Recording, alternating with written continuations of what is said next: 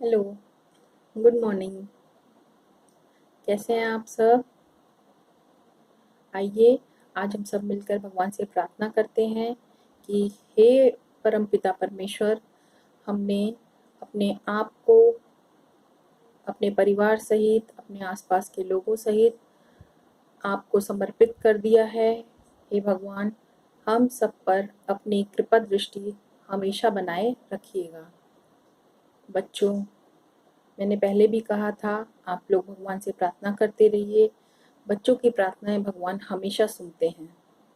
दिल से की हुई प्रार्थनाएं कभी खाली नहीं जाती हैं।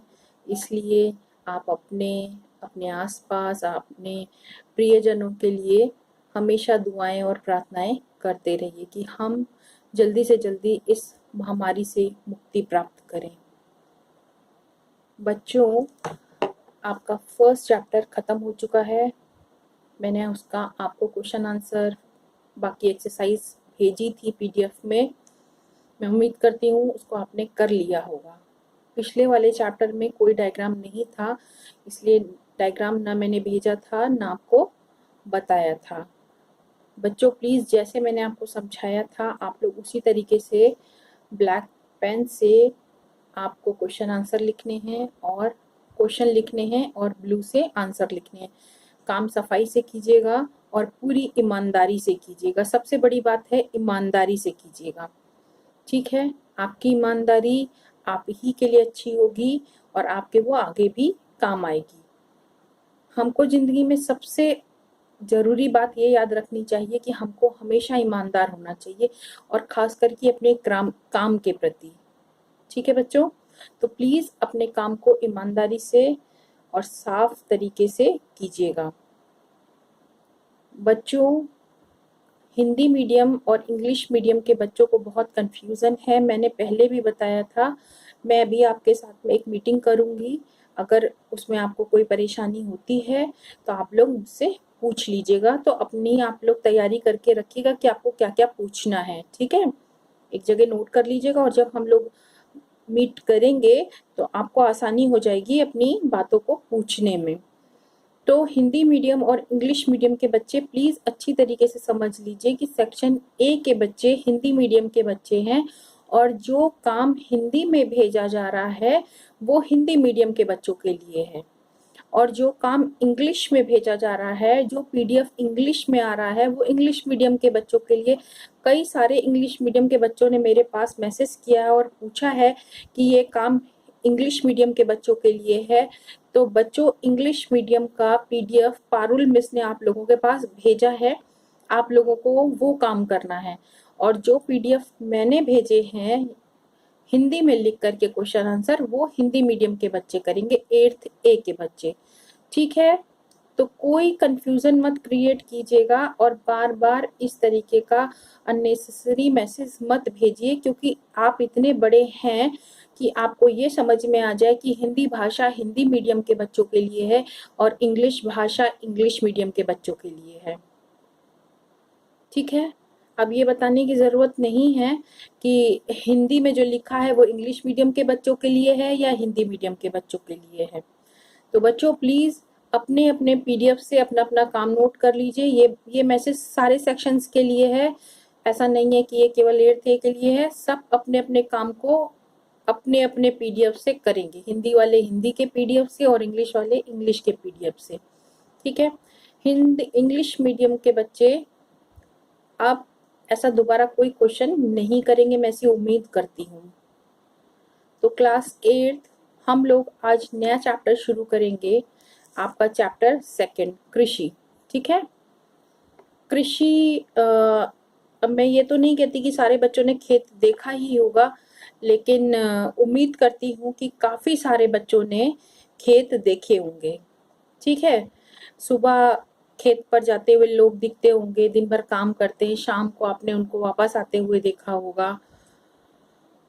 वो लोग कुछ वहाँ पर काम करते हैं, उस काम को हम खेती या कृषि कहते हैं। ठीक है?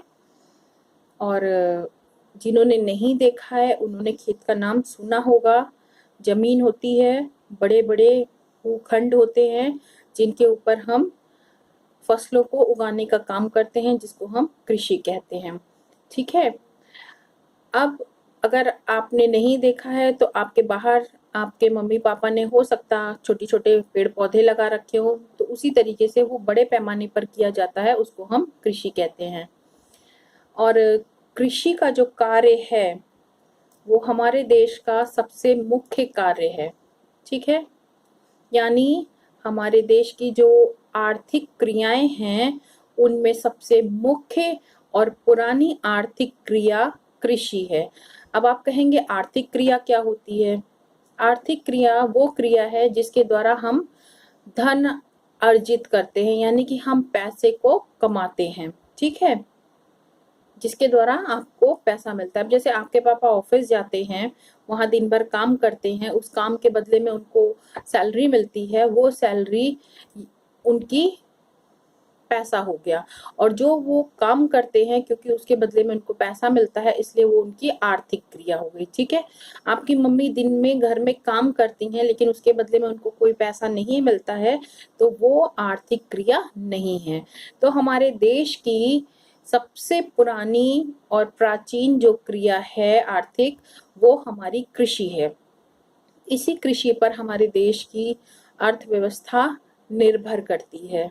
ठीक है बच्चों। हमारी आधे से अधिक जनसंख्या, लगभग 60-70%, पहले 70 के आसपास थी, क्योंकि अब बहुत सारे लोग कृषि को छोड़ करके दूसरे उद्योग धंधे जब से हमारे यहाँ खुल गए हैं, तब से बहुत सारे लोग कृषि को छोड़कर उसमें जाने लगे हैं, जिसकी वजह से कृषि में लोगों का अनुपात कुछ कम हुआ है।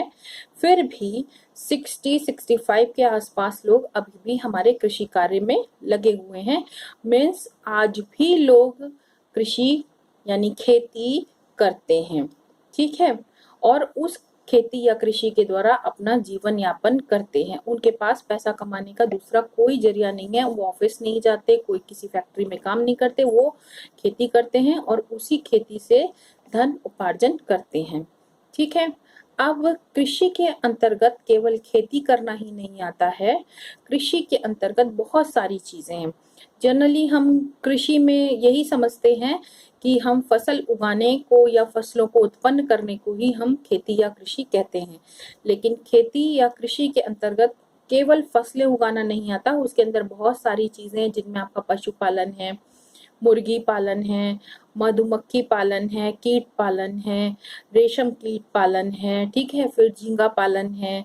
उसके अलावा आपकी बागवानी या आपका मत्स्य पालन है। ये सारे जो भाग हैं ये कृषि के ही भाग हैं। कृषि के अंतर्गत ही हम इन सबको रखते हैं, यानी कि खेती के साथ साथ हम बागवानी है, मछली पालन है, झींगा पालन है, रेशम कीट पालन है, इन सब को भी हम कृषि के अंतर्गत ही रखेंगे। अब मनुष्य जिन आवश्यकताओं अपनी पूर्ति के लिए, अपनी आवश्यकताओं की पूर्ति के लिए जिन फसलों को उगाता है उनको हम फसल कहते हैं। ठीक है। हमने अपनी आवश्यकताओं के लिए जिन फसलों को उगाया है, जिन पौधों को उगाया है, उनको हम फसल कहते हैं। ठीक है। तो ये फसल की डेफिनेशन हो गई कि मनुष्य अपनी आवश्यकताओं की पूर्ति के लिए जिन भी पौधों को उगाता है वो फसलें कहलाती हैं। उस पूरी फसल को ही हम, उस पूरे को हम कृषि कार्य कहते हैं। अभी झींगा पालन में हम झींगा पालते हैं। ठीक है। हमने मुर्गी पालन की बात की, उसमें हम मुर्गियों को पालते हैं। पशुपालन में हम पशु और पक्षी किसी को भी पाल सकते हैं जो कि हमारी आवश्यकताओं को पूरा करते हैं, या जिनके द्वारा हम अपनी आवश्यकताओं के आधार पर हम उनसे काम ले सकते हैं। जैसे आप बैल को पालेंगे, वो आपको खेती में काम आएगा। आप गाय पालेंगे, वो आपको दूध दही मक्खन देने के काम में आएगी, आप उसको उस चीज में इस्तेमाल कर सकते हैं। ठीक है। इसी तरीके से वनिकी है या आपका ये बागवानी है, इसमें आप बड़े बड़े मतलब खेती में तो हम कई तरह के पौधे उगा सकते हैं, लेकिन जब हम बागवानी करते हैं तो हम किसी एक किस्म के पौधे को ही उगाते हैं। जैसे मानिए कि आपने आम का बगीचा खड़ा किया है, तो आप जितने भी भूभाग में आप खेती करेंगे या पौधों को लगाएंगे, उसमें सिर्फ आम के ही पौधे होंगे। या आपने अमरूद की बागवानी की, तो ये बागवानी हो जाएगा। ठीक है। मत्स्य पालन में आप मछली पालेंगे, तो ये हमारे कृषि के ही भाग हो गए हैं। ठीक है। इतनी बात उम्मीद है आपको समझ में आ गई होगी। अब इसी तरीके से हमारी जो खेती है वो पुराने समय में जो लोग खेती करते थे उसमें धीरे धीरे परिवर्तन हुआ है। जैसे आप में ही परिवर्तन हुआ है, ठीक है। अब महिलाओं को ही ले लीजिए, परिवर्तन के तौर पे पहले औरतें पढ़ती नहीं थी, घूंघट में रहती थी, ठीक, उनको बाहर आने जाने की छूट नहीं थी। लेकिन आज के समय में क्या है, आपके मम्मी पापा आपको खूब भरपूर पढ़ाने की कोशिश करते हैं, अच्छे से अच्छे स्कूल में पढ़ाने की कोशिश करेंगे। आपकी मम्मी अभी घूंघट नहीं कर रही हैं, वो आपके लिए हर तरीके से सपोर्ट में खड़ी हैं, ठीक है ना। परिवर्तन हुआ है। इसी तरीके से खेती में भी परिवर्तन हुए हैं। पहले लोग खुरपी से धीरे धीरे खेती करते थे, हल चला के खेती करते थे, जिसके लिए हमें बैल की आवश्यकता होती थी। हम बैल का प्रयोग करते थे, हल का प्रयोग करते थे, उसको जोतने के लिए, मिट्टी को खोदने के लिए फावड़े का इस्तेमाल करते थे। लेकिन अब आज धीरे धीरे परिवर्तन होते होते आज तकनीकियों में और जो हम यंत्र प्रयोग करते हैं, जैसे पहले हम हल का इस्तेमाल करते थे, अब उस हल का स्थान ट्रैक्टर ने ले लिया है।